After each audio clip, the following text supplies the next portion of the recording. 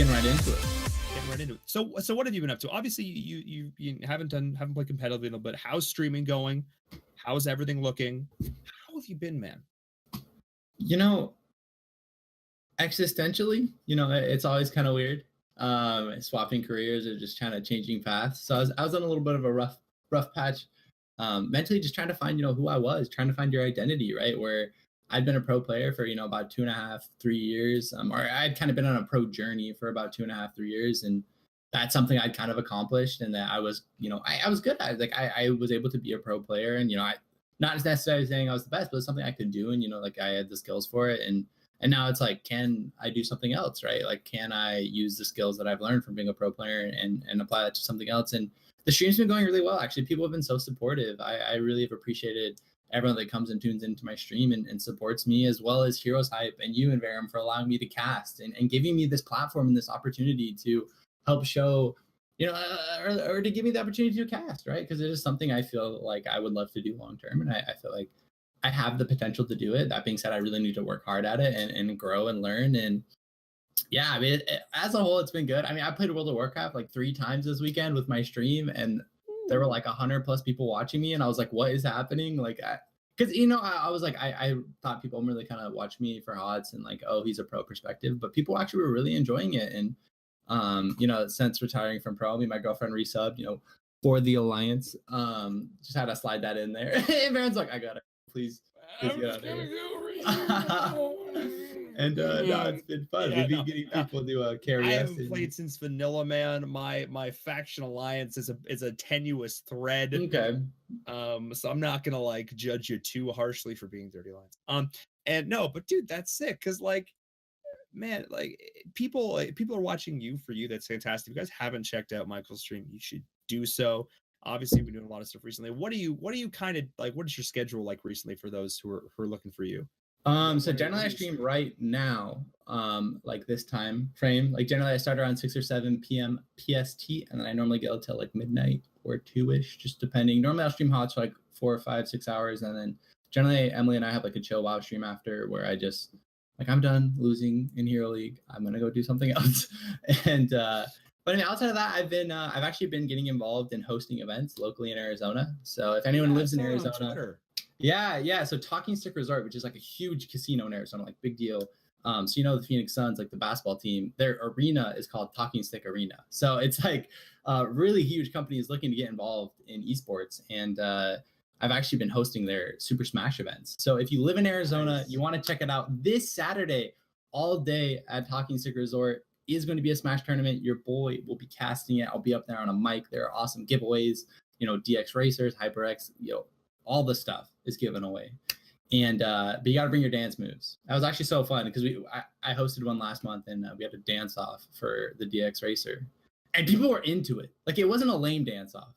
It was those are nice chairs. Yeah. No, people were like break dancing, like they were getting into it, and it was cool. So if you live in Arizona, come check that out. So yeah, I've been getting into like involved in kind of the industry aspect side of it, which is really, really cool for me. I always find like business fascinating, and I'm always so curious about like how things work, like the production of HGC. I always find that fascinating because I've been it as a player, right, where they're following you around with the camera, but I've always been like interested on what are they looking for and like what's going on in their head, right? Like, is it just, okay, I have to follow this kid around with the camera, or is it, all right, I'm looking for these specific like angles and these style of things, and this is the story I want to portray. So production is something that I'm actually really interested in and would love to be involved in. That's enough of my rant. I don't know, I kind of went forever. No, dude, that's exactly the kind of stuff I want to talk about, because for some people who might not have seen you in this setting before, it's good to sort of like, what else are you doing? What else are you getting involved in? Because we haven't seen you play a little bit, man. We miss seeing you play. So it's awesome to see that.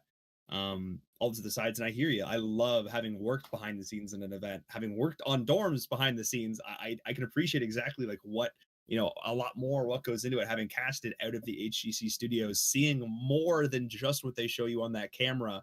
You know what I mean? Knowing like just expand your perception, having been in there, you know what I mean? And you get that. So that's really cool. And yeah, of course, dude, like I hear you. I've been to I went like pretty much straight from BlizzCon to the RLCS Rocket League World Championships in DC. Was there for 4 days. We were talking about that. Gale Force 1. There you go. Pretty rad.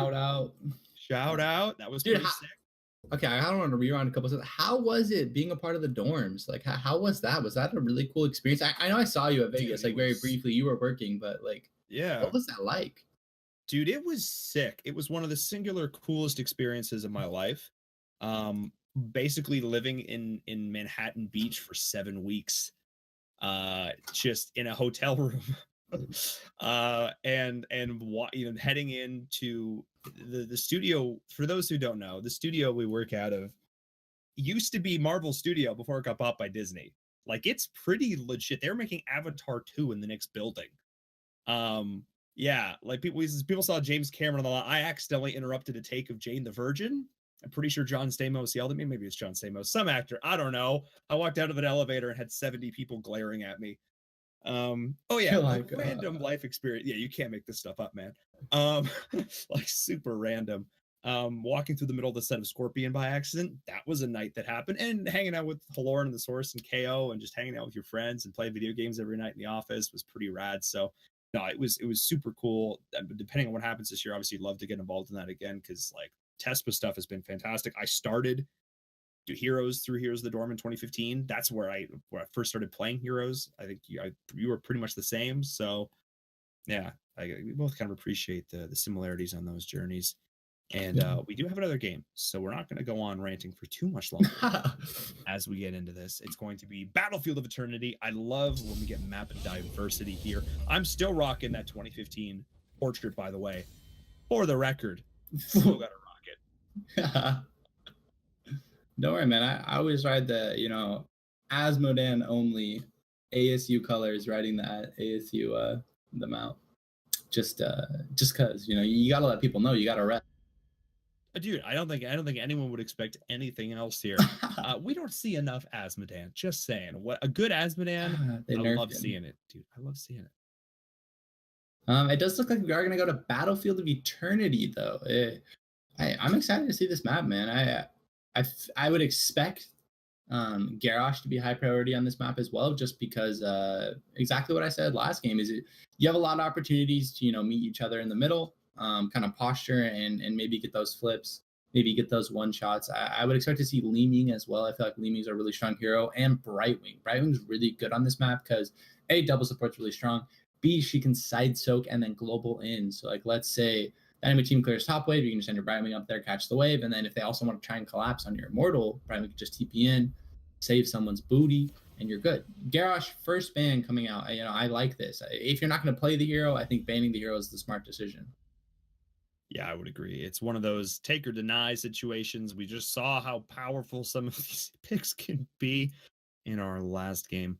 BOE, the Koreans, they love this map, dominate on this map.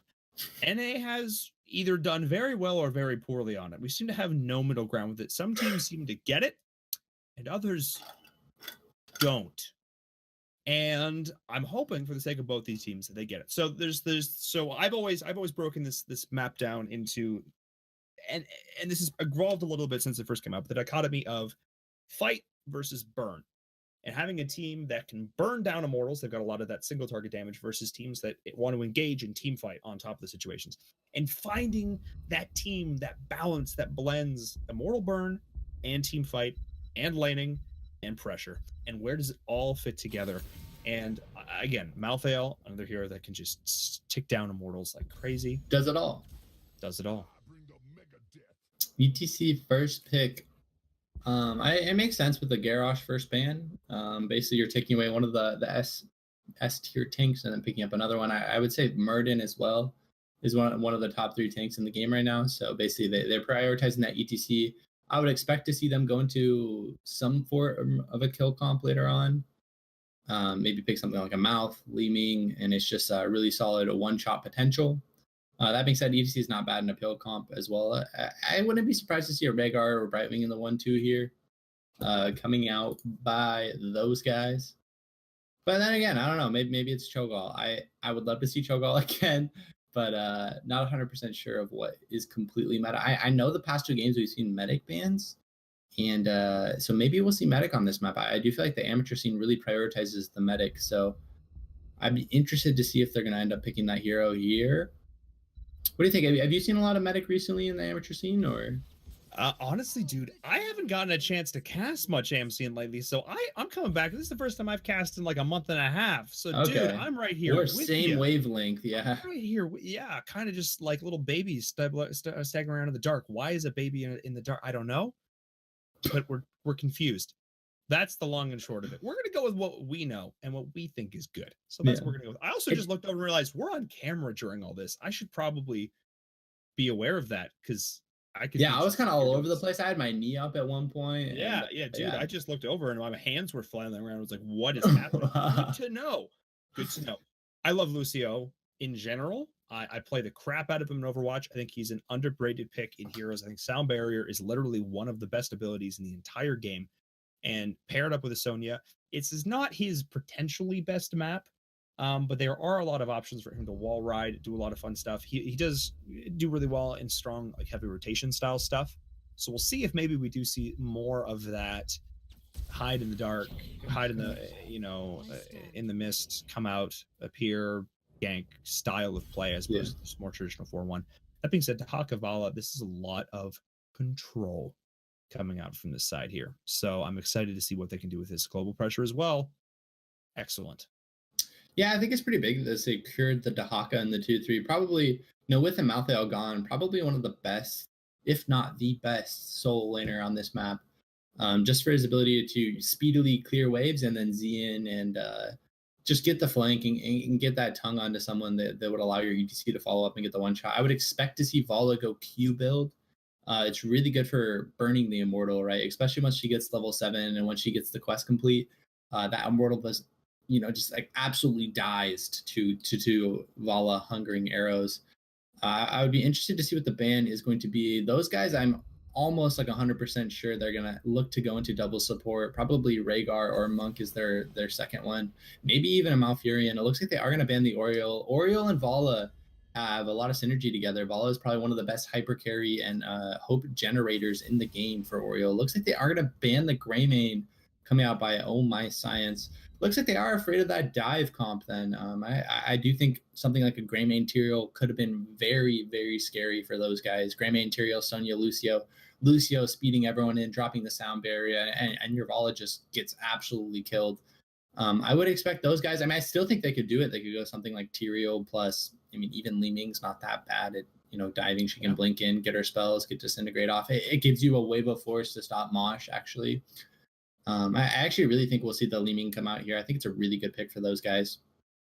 Yeah, I think Li Ming, Rhaegar are the two picks that I'm looking at. Rhaegar is such a strong pickup right now. Lightning Bond does so much in the early game to shut this stuff down. Great wave clear. He can go back, solo rotate, clean out a wave real quick, come back in, or just land that additional engage. Obviously, having that ancestral healing as well to pair up with that. So looking for that as well. I think Li Ming would be a fantastic pickup here.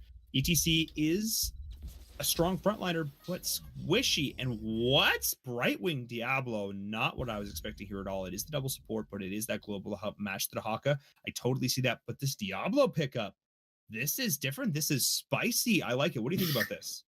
I like the Brightwing. I love the Brightwing pick here. I think it's really strong. It allows you to match the Haka. Diablo, traditionally, this is one of his better maps. There are so many walls to essentially get devastating charged into.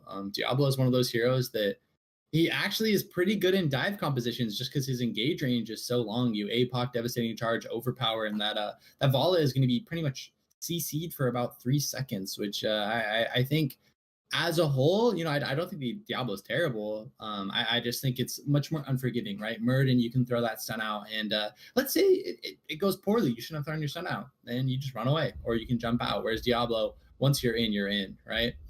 I like the pick. If he's comfortable on Diablo, I think Diablo is really strong. Like I said, this map has so many walls, so for a good Diablo, there's a lot of playmaking potential.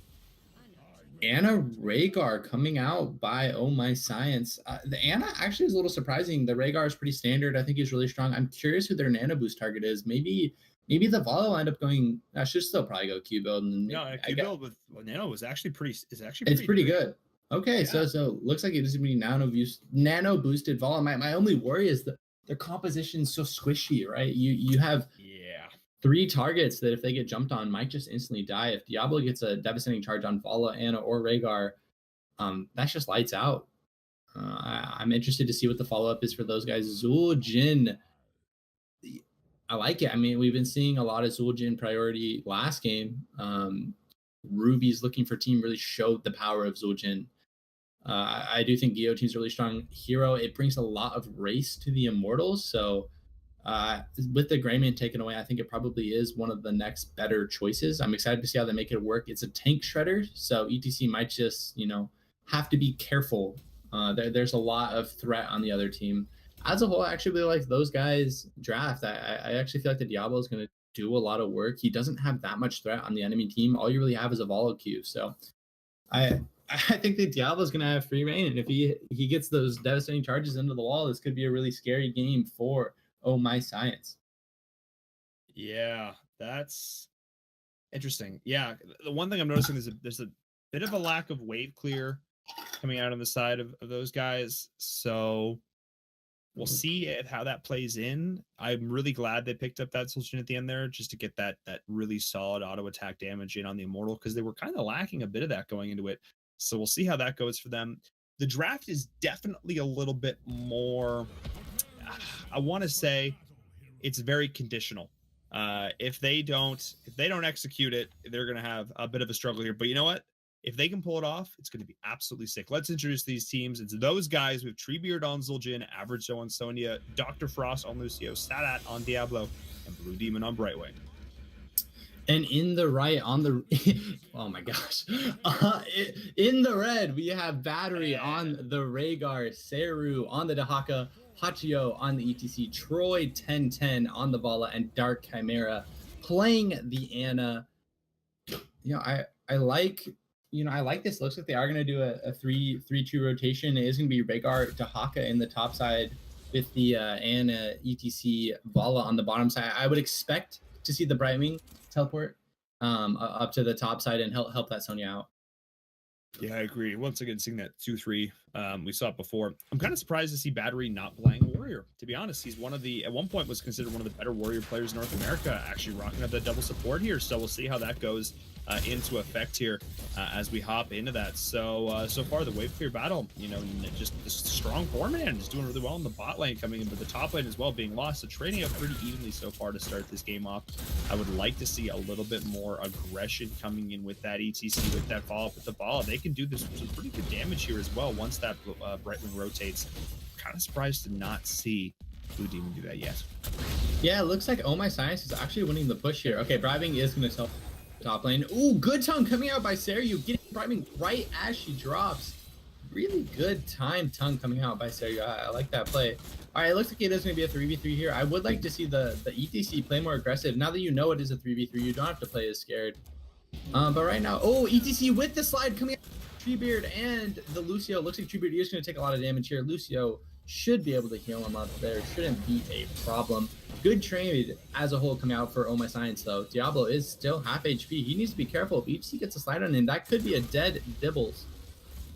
A dead Dibbles indeed, and this is exactly the kind of play, leveraging that range of Dark Chimera, leveraging the ball here.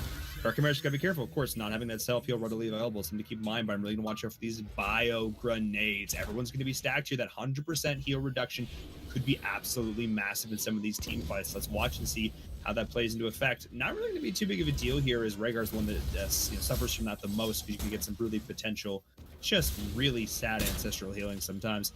But that being said, both teams are posting up on their opposing team's Immortals. I'm watching for Hacho and Sadat. These are the Warriors just engaged. The tongue's actually coming in. Oh, beautifully timed. On the back of that is the Immortal Sun, and that is Dead Dibbles.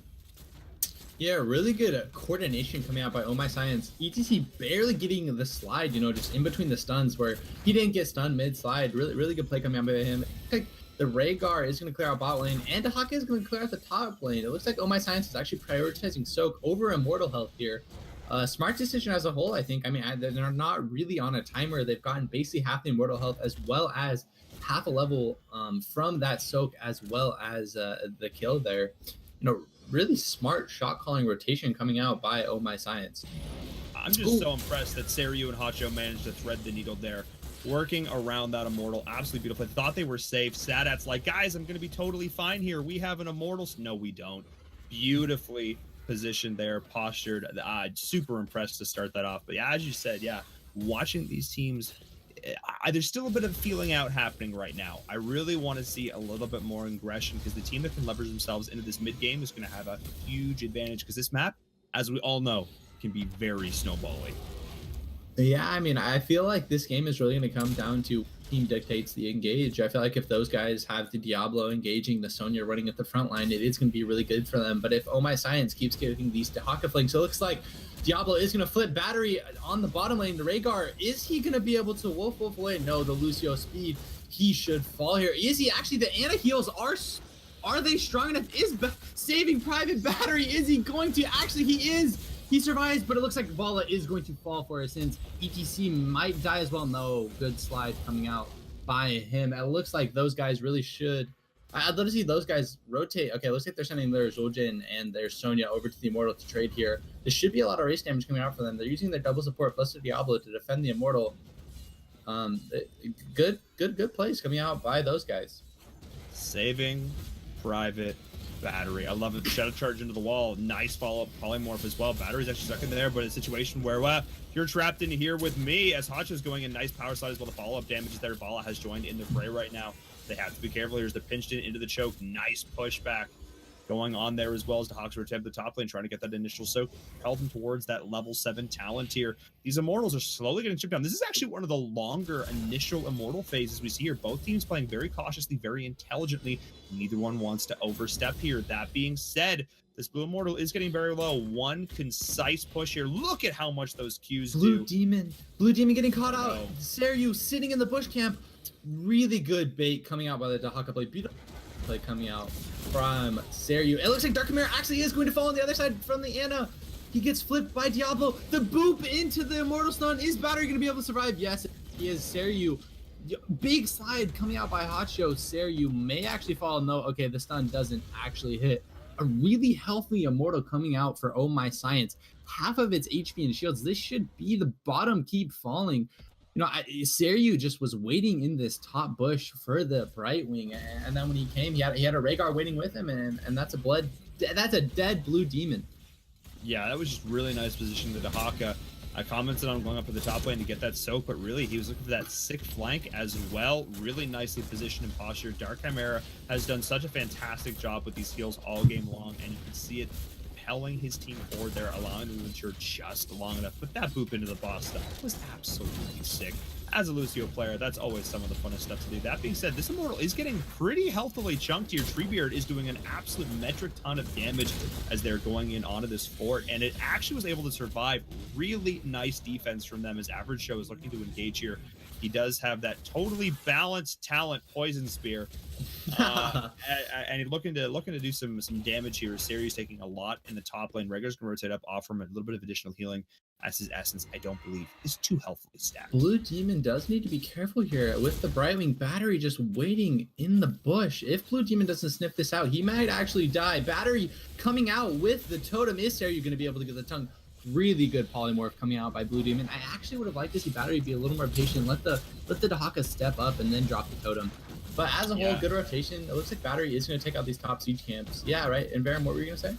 I was going to say, I agree 100%. 2 seconds more patience there, I think, would have gone a long way. You can drop that initial damage. That being said, in the bot lane to sleep. Oh, man, Treebeard actually going to fall. Beautiful execution, the follow-up there. Dark Chimera keeping in place just that split second longer to allow them to secure that takedown. Hacho, this is not a player I'm familiar with, but I feel like I should be. His ETC play has been sick from beginning to now. Like, he is looking absolutely solid all game long. And Blue Demon's polymorphs, too, I have to say, fantastic. But Hacho, he's really impressing me. It looks like Battery might be in a little trouble. Okay, he is going to get out here. You got stuff. Well, I want to go back a moment. Let's recognize and acknowledge Oh My Science got a kill when they had 3 heroes and the enemy opponent had 4 heroes. Like, that is a major outplay coming out by Oh My Science. Really, I didn't actually get to see it, but they must have done something really, really correctly. And just outplay their opponents. It looks like ults are going to be Mosh Pit, Nano Boost, Isolation on the Dehaka, Ancestral on the Rhaegar, and Vala is winning to pick here. I would expect it to be Rain of Vengeance. That's standard ult with the Vala, but you know, we'll see what ends up happening. It looks like Oh My Science should be able to get half of this, you know, like half of the immortal health pretty much for free here. Well, those guys are looking to get the level 10 talent battery as well, taking out the Night Camp. It looks like he is going to tap to finish healing up his HP. Those guys really need to soak here. This actually, they might be giving a full immortal for free. Oh, it looks like they are going to go for Blue Demon in the top lane. He has cop out of position. This should be able to. The jukes. Nah, okay. Good tongue coming out by very dead. Yeah. He uses Emerald Wind as well. I actually would have liked to see him just hold on to that ultimate, accept your fate. Because, you know, in 10 seconds, he'll be able to pour back into his team, but he will not have that heroic. So actually a misplay coming out by Blue Demon. It looks like Oh My Science is going to push into the Immortal. They have a 5v4 for about 2 more seconds, and then the Brightman can TP in. They are getting the top 4 with this Dahaka pressure. All right, it looks like they are just going to send Rhaegar bottom, take the free top 4. Really smart rotations coming out again by Oh My Science. That being said, though, Battery does get punished for it. I like this. This was exactly the right call. He just stepped forward for 1 second too long. But that being said, you know, we talked about this in the draft, the ability for a lot of these heroes to be able to rotate back in the lane. That being said, Ana is actually getting engaged upon there in the mid. Dark Chimera under a lot of pressure, but a beautiful power slap once again from Hacho to get his teammate out of it. You want to talk about, like, how people ask, how do you peel? That's how you peel. That is how you keep your support safe. But that pressure now coming in, those guys, they are not out of this yet, despite the fact they were down. That heroic talent here, they did not cave to the pressure. They got ahead where they could. They soaked well enough to get themselves there. And this is actually a lot more even in terms of the Immortal race than it has any right to be. And if they take this fight well now, before level 13 has been reached, they can potentially bring themselves right back into this game. Seryu with another beautiful flank. It looks like Satat is going to take a lot of damage. The APOC, huge mosh pit coming out by Hacho. And that's a 5-man mosh pit. I've never seen that in my competitive career. Looks like Average Joe is going to fall as well. Seryu, can he chase down this Sonya Lucio? Gets out with just 1 HP. What a beautiful tongue. Hacho, 5-man mosh pit. What a beast. Winning the team fight for his team. Winning the Immortal. This should be a huge turning point for Oh My Science. That was absolutely huge. Hacho was a pixel away from getting hit by that APOC. I was like, they're in the choke. That APOC's gonna be sick. But oh dear me, that was massive. I believe Fury in the HGC is one of the, like, that one on Towers of Doom that didn't really, it did something, but it was a 5-man mosh. They lost the game. But it was still a 5-man lost the game. It's still a 5-man mosh. We just don't see this stuff. This is sick. That is absolutely massive. I love it when I compliment an ETC's play and then he gets a 5-man mosh pit and they win a fight. That makes me, as a caster, feel real good. I'm just gonna take all the credit for his accolades. It looks like Oh My Science is going to be pushing really hard here. Sayo actually gets stunned by the Immortal. He is going to be fall. That is a dead Diablo. Really good execution coming out by Oh My Science, seeing the enemy opponent, you know, made a misplay, but instantly capitalizing on it. The whole team recognizing that they should jump on the Diablo. This is a dead keep 100%. If Oh My Science can actually get some kills, this could be game over. Diablo going in, devastating charge to the Dahaka. He just burrows. Blue Demon's actually in a pretty risky spot here. Isolation onto Blue Demon. That should be a dead Brightwing. Sound barrier just a little bit too late. Is this going to actually be game over? I would love to see Oh My Science going to the core here. It looks like Diablo is looking for the flank. Average Joe has Wrath of the Berserker running. He needs to get some damage. APOC coming out by Satat. Beautiful cleanse coming out by Battery. Looks like they are just whacking on that core. Are they actually going to get the game here?